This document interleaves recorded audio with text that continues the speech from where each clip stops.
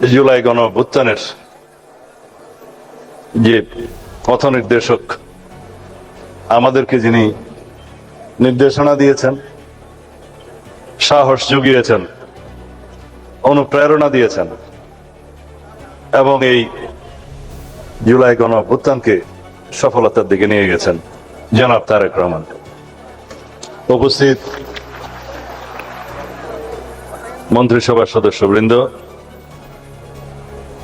এবং আজকে যারা উপস্থিত হয়েছেন, যাদের বক্তব্য আমরা শুনতে এসেছি, জুলাইয়ের শহীদদের পিতা মাতা, ভাই বোন, আত্মীয় স্বজন, যারা আহত জুলাই যোদ্ধা, সুধীবৃন্দ, ভাই ও বোনেরা, সাংবাদিক বন্ধুগণ, আসসালামু আলাইকুম রহমতুল্লাহ। বক্তব্য আমি দেওয়ার কথা না, এখানে এই জাতীয় অনুষ্ঠানে কয়েকবার এসেছি। মাননীয় প্রধানমন্ত্রী একবার বিদেশ থেকে সংযুক্ত ছিলেন, গুম খুনের উপরে যে বার্ষিক একটা অনুষ্ঠান হয় আন্তর্জাতিক গুম বিরোধী দিবস, সেই দিবসে নিজেও গুমের শিকার হিসাবে সেদিন খুবই আপ্লুত থাকি, আবেগে দুঃখ ভারাক্রান্ত থাকি। যারা গুম হয়েছেন, কেউ কেউ ফিরে এসছেন, সেখানে বক্তব্য শোনা যায় তাদের। যারা আসেননি তাদের স্বজনদের বক্তব্য না শুনতে পারা যায়, না দেখতে পারা যায়, সেরকম একটা দৃশ্য এখনো পঙ্গু হাসপাতালে যারা চিকিৎসাধীন জুলাইয়ের অভ্যুত্থানে আমি কয়েকবার দুই চোখের আলো হারিয়েছেন, তাদের সন্তানরা কি বাংলাদেশ দেখার জন্য অপেক্ষা করছে, সেই বাংলাদেশ বিনির্মাণের জন্য আমাদের আজকের এই সমাবেশ।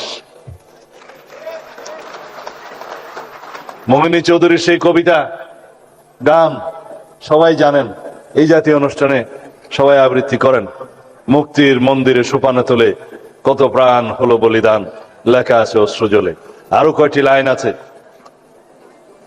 তাদের অনেকেই যারা স্বর্গগত, তারা এখনো জানে স্বর্গ থেকে প্রিয় মাতৃভূমি। আমরা কি সেই মাতৃভূমি বানানোর প্রত্যয় ব্যক্ত করব না? পরিকল্পনা নেব না? একটা ভস্মের উপরে দাঁড়িয়ে আমরা রাষ্ট্রের দায়িত্ব পেয়েছি, জনগণ দিয়েছে। সেই ভস্মের মধ্যে কিছু নেই। সারা বাংলাদেশের অর্থনীতি ফোকলা অবস্থা, ব্যাংকিং খাত লুটপাট হয়ে গিয়েছে, 30 লক্ষ কোটি টাকা পাচার হয়ে গিয়েছে। দাবি আমাদের অনেক, জাতির প্রত্যাশা অনেক, অ্যাসপিরেশন অনেক, স্কাই ইজ দ্য লিমিট। কিন্তু আমাদেরকে বাস্তবতায় আসতে হবে। আমাদের অর্থনৈতিক ভিত্তি কোথায়? আমাদের নেতা যে পরিকল্পনা করেছেন, আমরা যে বাজেট দিয়েছি 9,37,000 কোটি টাকা, 38,000 কোটি টাকার বাজেট, সেই বাজেট বাস্তবায়নের মধ্যে কি আছে? এই সমস্ত সামাজিক নিরাপত্তা খাতগুলো আছে। আমরা যে সমস্ত বিষয় অ্যাড্রেস করতে চাই, সেই বিষয়গুলো যদি আমরা বাস্তবায়ন করতে চাই, তাহলে আমাদের ঐক্যবদ্ধ থাকতে হবে, আমাদেরকে সহযোগিতা করতে হবে। আমরা শুধু চাই চাই আর চাই করতে পারবো না। আমাদের প্ল্যান আছে, আমাদের পরিকল্পনা আছে, কিন্তু আমাদের সেই আর্থিক সামর্থ্য অর্জন করার জন্য আমাদেরকে সময় দিতে হবে। সেই পরিকল্পনা বাস্তবায়নের জন্য নেতৃত্বের হাতকে শক্তিশালী করতে হবে। আমি যেহেতু জুলাইয়ের উপরে কথা বলতে এসেছি, কিছু পর্দার আড়ালের কথা আজকে অবমুক্ত করতে চাই। আমি, আমার নেতা জনাব তারেক রহমান, দুজনেই আমরা নির্বাসিত ছিলাম। আল্লাহর কি মহিমা, যদি আমরা নির্বাসিত না থাকতাম, হয়তো এই জুলাইয়ের মতো একটা অভ্যুত্থান সফলভাবে সমাপ্ত করা সম্ভব হতো না। এটাই হচ্ছে পর্দার অন্তরালের কথা। কোনোদিন আমরা ঘুমাইনি। 24টা ঘন্টা কোঅর্ডিনেশন করে আমাদের নেতা কর্মীদেরকে বিভিন্নভাবে আমরা অর্গানাইজ করে এই জুলাই যোদ্ধাদের সম্মুখে রেখে অরাজনৈতিক পরিচয়ে এই আন্দোলনের একটা পর্যায় পর্যন্ত আমরা নিয়ে এসেছি। 3 তারিখ 4 তারিখে আমরা যখন নৈতিক সমর্থন প্রদান করি, তারপরের থেকে বিশ্ববিদ্যালয়ের শিক্ষকদের একটা আন্দোলন ছিল, সেখানে সমর্থন দিয়ে তারপরের থেকে যেদিন আমরা 16ই জুলাই পর্যন্ত পৌঁছালাম, সেদিন আমার নেতা বলেছেন, দফা 1, দাবি 1, স্বৈরাচারের পদত্যাগ, অন্য কোনোভাবে এই সমস্যার সমাধান হবে না। আজকে যারা জুলাই যোদ্ধাদের নেতৃত্ব দাবি করেন, তাদের অনেকেই সেদিন বলেছিল আমাদের কোনো রাজনৈতিক দাবি নাই, আমাদের দাবি বৈষম্যহীন এই ছাত্র আন্দোলনের দাবি, কোটা বৈষম্য দূর করতে হবে, সেটাই ছিল তাদের বক্তব্য। আমরা ধীরে ধীরে আমরা জানি, স্বৈরাচারকে গদিতে রেখে বৈষম্যহীনতার বাংলাদেশ প্রতিষ্ঠা করা যাবে না। তাদেরকে আমরা বোঝাতে সক্ষম হয়েছি, কিন্তু তাদের সেই সাহস ছিল না। আমরা বিশ্বকাপ দেখুন বায়োস্কোপ প্লাসে, সব নেটওয়ার্কে, সব ডিভাইসে।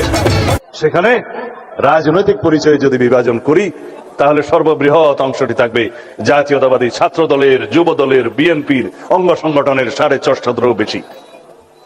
জাতিসংঘের যে রিপোর্ট, সেই রিপোর্টে 1400 কথা বলা আছে, কিন্তু অফিসিয়ালি বিভিন্ন পত্রিকা এবং জরিপে 700 থেকে 800 মতো খতিয়ান পাওয়া যায়। বাকিগুলো গেল কোথায়? কারণ শহীদের খতিয়ান হসপিটাল রক্ষা করতে পারে নাই, তাদের ডকুমেন্ট পর্যন্ত গায়েব করে দেওয়া হয়েছে, তাদেরকে দাফন করা হয়েছে যেন বেওয়ারিশ লাশ হিসেবে। আজকে স্বজনরা তার কবরের সন্ধান করে আমরা দিতে পারি না। এরকম একটি নৃশংস হত্যাকাণ্ডের পরে, গণহত্যার পরে আজও পর্যন্ত সেই গণহত্যাকারী শেখ হাসিনার কোন রকমের অনুশোচনা নাই। তারা জুলাই যোদ্ধাদেরকে অপরাধী হিসেবে তকমা দিচ্ছে। বাংলাদেশের এই গণ অভ্যুত্থানকে তারা বলছে একটা জঙ্গি তকমা দিচ্ছে। বাংলাদেশে নাকি জঙ্গিবাদের মধ্য দিয়ে তাদের রাষ্ট্র ক্ষমতা ছিনিয়ে নেওয়া হয়েছে। এর চাইতে লজ্জাস করার কিছু নেই। তাদের মধ্যে অনুশোচনাও নেই, তারা দুঃস্বীকারের সেই অবস্থাও তাদের নেই, সেই ইতিহাসেই তাদের